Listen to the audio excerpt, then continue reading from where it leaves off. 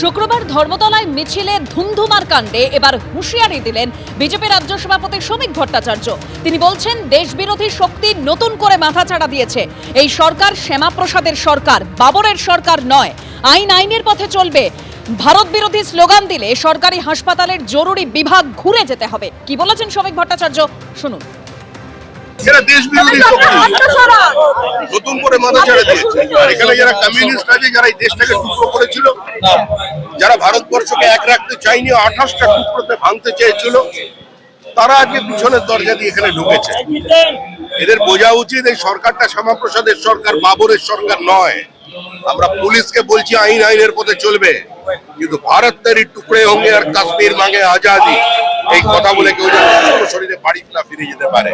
তার জন্য অন্তত একটা সরকারি হসপিটাল এমার্জেন্সি রেখে ঘুরে যেতে হয়, ওপিডি ঘুরে যেতে হয়। আর জনতা যদি এবার জেগে যায়, এই ধরনের শব্দ উচ্চারণ করলে ভারত তেরি টুকরে হোঙ্গে তাদের টুকরো টুকরো মানুষ করে দেয়।